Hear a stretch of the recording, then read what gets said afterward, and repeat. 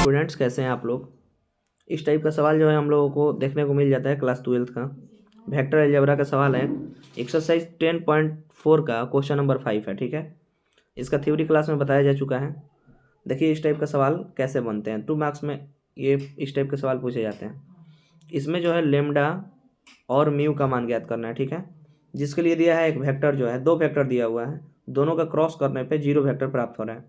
Vector क्या है, 2 I cap plus 6 J cap plus 27 K cap cross I cap plus lambda J cap plus mu K cap equal to 0 vector. 0 vector का मतलब क्या होता है थोड़ा समझ लीजिए।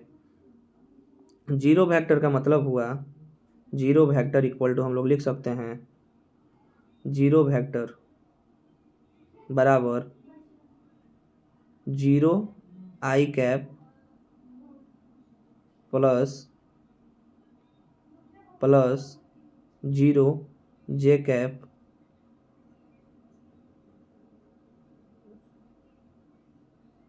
प्लस 0 के कैप, है ना। ये हमारा शून्य सदिश का मतलब होता है। ठीक है, तीनों जो है 0 है, आई कैप जे कैप और के कैप, इन तीनों का गुणांक 0 है।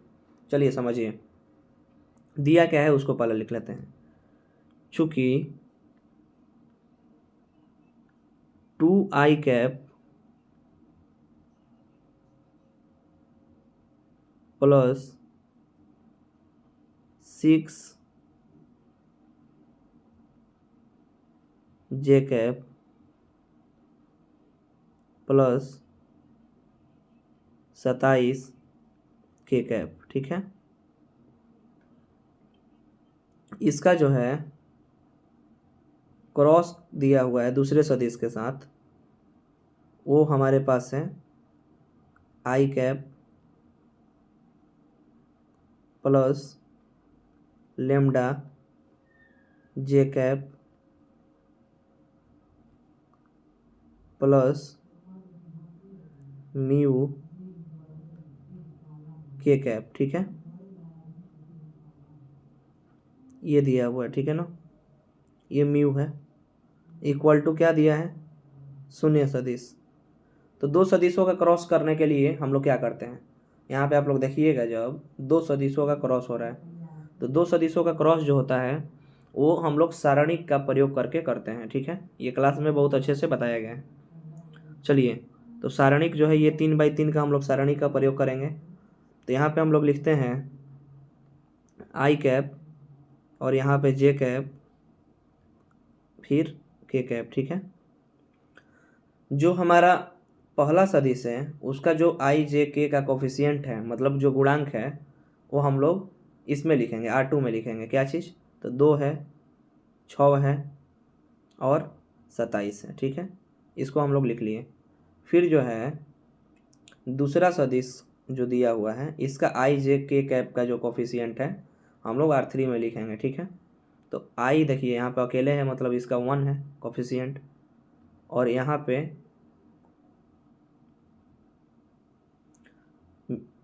लेमडा है। ठीक है, तो यहाँ 6 के नीचे लेमडा हो जाएगा और यहाँ पे म्यू है। ठीक है, तो जो जो दिया है वो हम लिख लिए। और ये बराबर किसका है, तो शून्य सदिश का। तो यहाँ पे हम लोग लिख सकते हैं बराबर है शून्य सदिश का। ठीक है, अब आगे देखिए इसका मान हम लोग निकालते हैं। तो इसका मान जो है हम लोग निकाल सकते हैं, चलिए R1 का प्रयोग करके निकालते हैं। ठीक है, R1 से, किससे, R1 से। आप चाहें तो R1 R2 R3 C1 C2 C3 इसके बाद उप सारणिक का प्रयोग करके भी निकाल सकते हैं। ठीक है, तो हम लोग R1 से चलते हैं, इसका सारणिक का मान निकालना है। ठीक है ना, तो R1 से मान निकालने के लिए सबसे पहले हम लोग R1 में क्या है, I है, तो यहाँ पे I को लिखेंगे आई कैप ब्रैकेट। अब देखिए आई कैप लिखे तो आई कैप के सामने वाला ये पूरा ढकेंगे, इसको हम लोग ढक लेंगे। ठीक है, और इधर से भी ढकेंगे, तो क्या बचा 6 27 लेमडा और म्यू, है ना। तो अब जब इसको और इसको ढकेंगे तो 2/2 का सारणिक मिला, तो इसमें हम लोग गुणा करेंगे, 6 म्यू हो जाएगा, है ना। 6 म्यू, आप लोग अगर सारणिक जानते होंगे तो अच्छे से समझ पा रहे होंगे। ठीक है, माइनस 27 लेमडा -27 लेमडा। अब इसके बाद ये तो इसका चिन्ह पता होना चाहिए, 3/3 का सारणिक का हमारा चिन्ह क्या होता है। तो यहाँ पे हम लिख देते हैं 3/3 का सारणिक का चिन्ह, प्लस माइनस प्लस फिर minus plus minus plus minus plus. ये हमारा 3/3 डिटर्मिनेंट का साइन है, साइन ऑफ डिटर्मिनेंट है कितना का, 3/3 का। ठीक है, तो यहाँ पे प्लस था तो आई कैप जो है यहाँ इसके आगे प्लस है। फिर सेकंड देखिए यहाँ पे माइनस है तो यहाँ पे माइनस लगेगा। अब R1 से चल रहे हैं तो इसके बाद जे है तो लिखेंगे जे कैप। ठीक है, फिर देखिए अब जे कैप लिखने के बाद इसके सामने वाला और ये वाला दोनों ढकेंगे तो 2 और म्यू में गुणा होगा तो क्या होगा, 2 म्यू। ठीक है, माइनस 27 और 1 बचेगा ना, तो यहाँ पे हो जाएगा 27। ठीक है, 27 हो जाएगा। अब देखिए इसका काम कंप्लीट। अब यहाँ पे जो है तीसरा जो है के कैप का जो हमारा साइन होगा वो क्या होगा, प्लस होगा। साइन ऑफ डिटर्मिनेंट को ध्यान में रखते हुए हम लोग डिटर्मिनेंट को हल करते हैं, तो के कैप हो जाएगा। अब के कैप के सामने और आमने दोनों आमने सामने को बंद करेंगे और यहाँ से 2 से लेमडा में गुणा होगा तो 2 लेमडा -6। ठीक है, इक्वल टू ये किसके बराबर होगा, तो ये जो होगा हमारा शून्य सदिश के बराबर होगा। ठीक है, जीरो वेक्टर के बराबर होगा। और जीरो वेक्टर का मान क्या है, 0 आई कैप, 0 जे कैप और 0 के कैप। तो यहाँ पे हम लोग लिख सकते हैं 0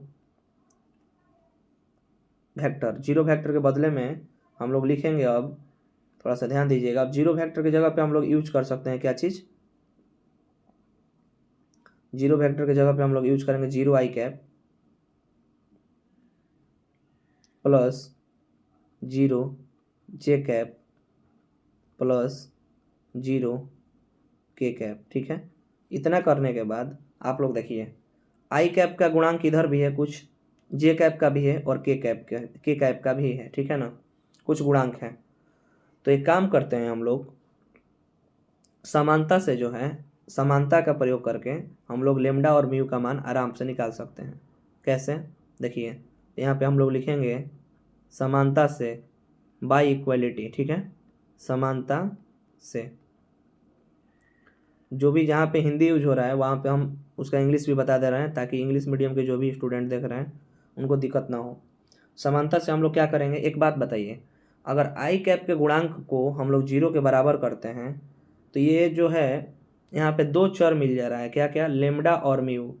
और रैखिक समीकरण में अगर एक समीकरण दिया रहे और 2 चर रहे तो एक समीकरण से उसको हम लोग दोनों का मान नहीं निकाल सकते हैं। लेकिन ये जो है जे कैप का गुणांक जो है यहाँ पे म्यू है तो म्यू का मान मिल जाएगा, और यहाँ पे जो है हमारा लेमडा है तो यहाँ से लेमडा का मान मिल जाएगा। तो हम लोग जे कैप का गुणांक यहाँ पे क्या है, जे कैप का गुणांक यहाँ पे 0 है और जे कैप का गुणांक यहाँ पे क्या है। अगर जे कैप का गुणांक के बारे में बात करें तो अंदर का साइन बदलेगा क्योंकि यहाँ माइनस जे कैप का गुणांक है, हमको चाहिए प्लस जे कैप का गुणांक। ठीक है ना, तो यहाँ पे हम लोग माइनस से अंदर गुणा करेंगे। देखिए तो यहाँ पे गुणांक है माइनस, जे कैप का गुणांक -2 म्यू -27 बराबर 0। ठीक है, तो यहाँ से हम लोग म्यू का मान निकालते हैं, पहले गुणा कर लेते हैं माइनस साइन से अंदर में, तो हो जाएगा -2 म्यू प्लस 27, 2 म्यू प्लस 27 बराबर 0। ठीक है, देख लीजिए माइनस से इसमें गुणा हुआ, minus minus minus plus.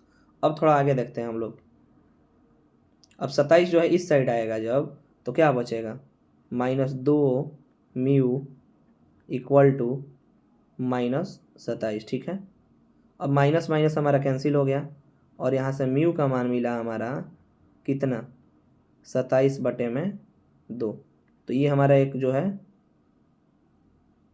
Answer हो गया म्यू का मान। और अभी लेमडा का भी मान ज्ञात करना है, तो लेमडा के मान के लिए यहाँ पे स्पेस है, थोड़ा हम यहाँ पे यूज कर लेते हैं इस स्पेस को, और आप लोग थोड़ा समझने का प्रयास करिएगा। इस स्थान को हम घेरते हैं ताकि हमारा जो अभी लेमडा बाकी है उसका मान मिल जाए। ठीक है,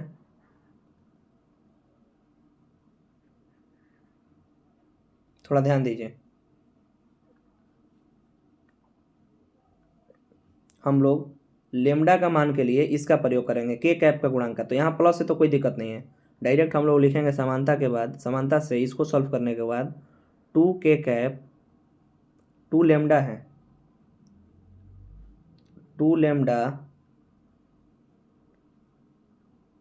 lambda minus 6, 2 lambda minus 6 equal to कितना 0, ठीक है, क्योंकि के कैप का गुणांक इधर क्या है 0।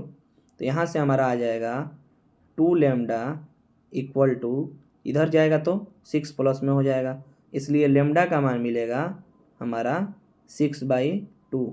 इसको कटाएंगे तो 3 मिला, इसलिए अब हम लोग लिख सकते हैं कि लेमडा इक्वल टू 3 और म्यू इक्वल टू क्या आया, म्यू इक्वल टू हमारा आया 27/2, ठीक है, 27/2। तो ये हमारा फाइनली आंसर हो जाएगा लेमडा और म्यू का।